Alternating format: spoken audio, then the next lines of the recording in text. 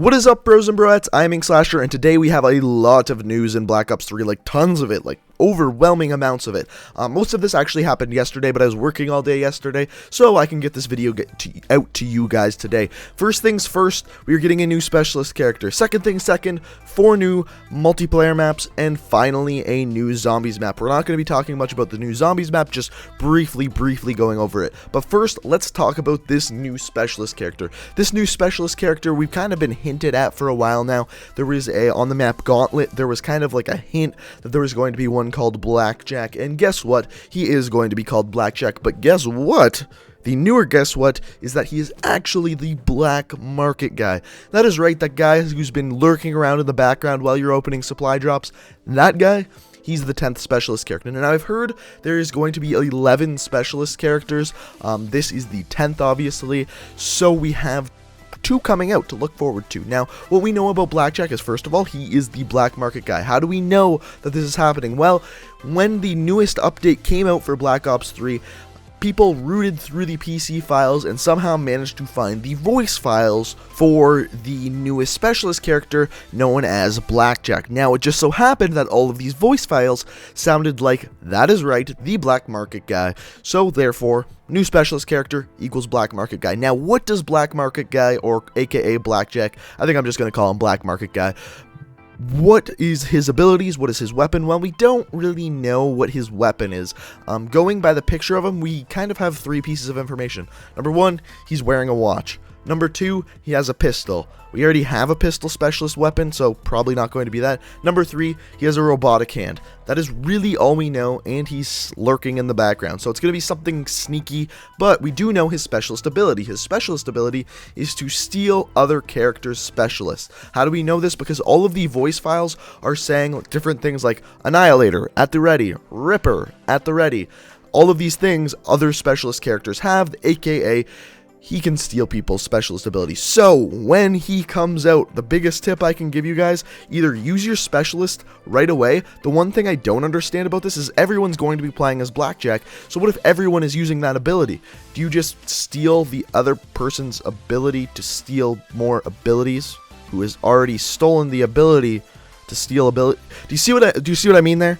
It won't really work if that's actually the ability. So it may just be a lead on to something that's not actually true, and there may be another ability altogether. All we know, Blackjack's coming, he's the black market guy, and I wouldn't be surprised if he came out with the new DLC. That is right, the Eclipse DLC that is coming out on April 19th. Yes, that is right, the release date was given for DLC number 2, and it is April 19th. Now, what do we get in this DLC? So it hasn't been announced that the 10th specialist character is coming out in this DLC, but I wouldn't be surprised. With everyone being mad about weapons coming out in supply drops and that being the only way to get them, they need something to give us that's not just a map, because in DLCs in Call of Duty Past, you've got something. Sometimes you got weapons, sometimes you got other things, but we would like to see something else, and I wouldn't be surprised if they promoted it with the 10th specialist character. Now, they haven't announced that. What they have announced is 4 multiplayer maps and the new zombies map. What is the new zombies map? The new zombies map, I'm not even going to try to say,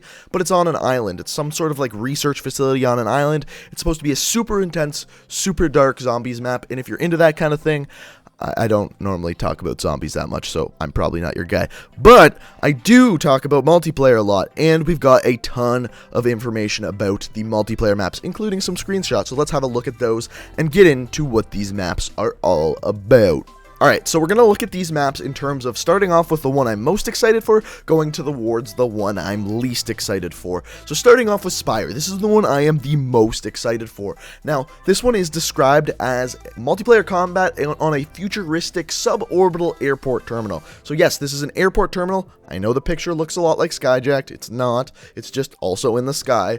But the inside of the map, if we look right here, has these beautiful, beautiful colors that really just pop off the screen. and will really, like, it seems like draw you in. Like, it really draws me in. Like, whenever they have these maps with really cool color schemes, aka like Nuketown, they really make me just want to play them more. But if we go back and look at the picture we were looking at earlier, you can see all these like kind of pathways around the map on the outside of it, and those are actually areas where you can go wall running and ways you can flank people and different routes around the map, which is really, really cool.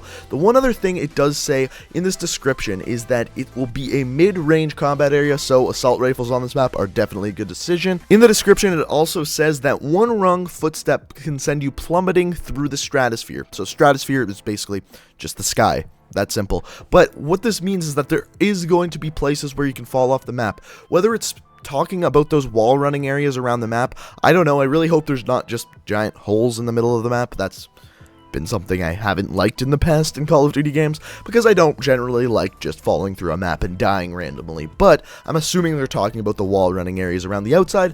This one, mainly because of the colors, I'm really, really excited for. Alright, so next up is Rift. Now, looking at this map, not excited for it whatsoever. Reading the description of it, very excited for it. Reason being, the way this one is described is a harsh futuristic military complex set high above an active volcano. Hence why you see like lava on the map. Also, it says, lift funnels and forces tight, intense engagements. What does that mean? The map is going to be small.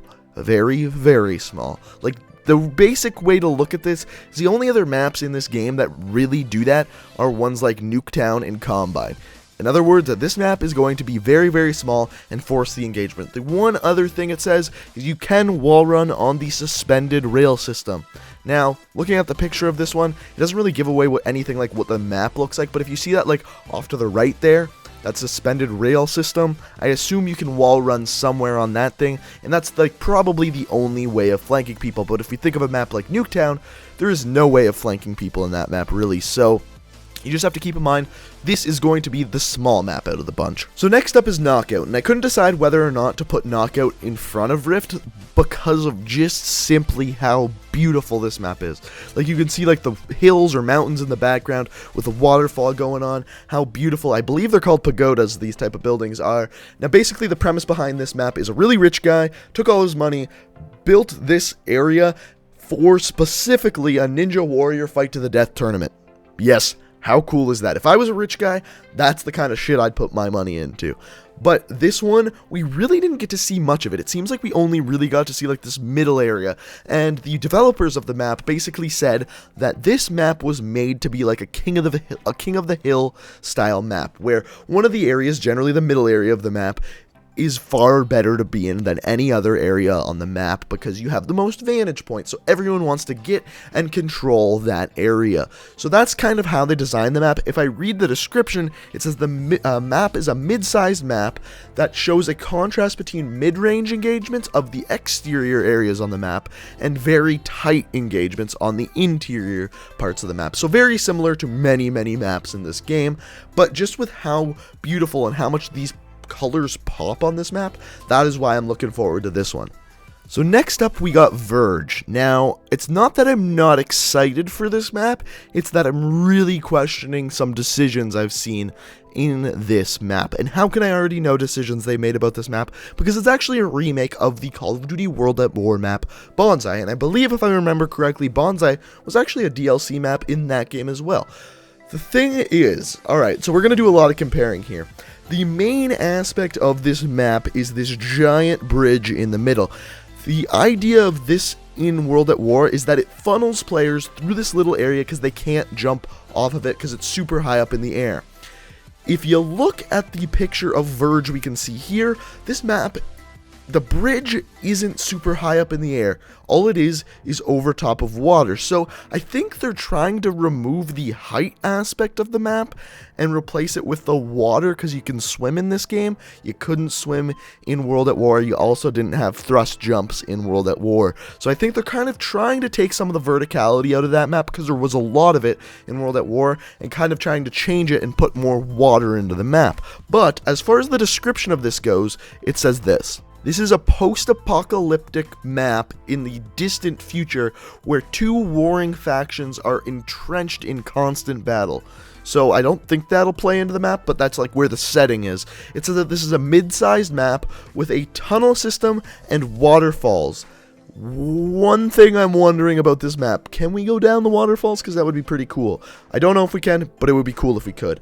One other thing, it's got a tunnel system. It doesn't say anything about the verticality of the map, because like I said, in World at War, this map had a lot of verticality. In this one, it seems like the kind of water replaces this giant drop that used to be underneath that bridge. So it's not that I'm not excited for this map, it's that I'm kind of interested to see kind of the twists and turns they take with it, because I really enjoyed Bonsai back in World at War. Alright, so I know there was a lot of details, a lot of information in this video, but let's real quickly recap everything to make sure you got all the information. On April 19th, DLC number 2 drops. It's called Eclipse. In this DLC, there are 4 new multiplayer maps and 1 zombies map. The zombies map I can't pronounce, but it takes place on an island on a research facility. The 4 new maps are Spire, a suborbital airport, Rift, a super close quarters map with some magma on it, Knockout, a really beautiful looking kung fu tournament area that has some mid-range combats and a little bit of close range combat, and finally Verge, a remake of the World at War map Bonsai. Also, there is going to be a new specialist character coming into the games. People found voice files for it. On these voice files, we found out that it is the black market guy, aka Blackjack. He can steal people's specialist abilities, and we don't know his weapon yet. So, I hope you guys enjoyed the video. That recap was absolutely fantastic. I'm out of breath, but if you made it this far in the video and I could get a like rating, let's see if we can get this video to, let's say, 300 likes. I hope you enjoyed. Thanks for watching, guys. Check out my Twitter down in the description. Subscribe if you're new to the channel. I upload new videos every single day of the week, and if you touch that subscribe button, it makes me happy, if you know what I mean. So thanks for watching the video, guys, and until next time, peace out.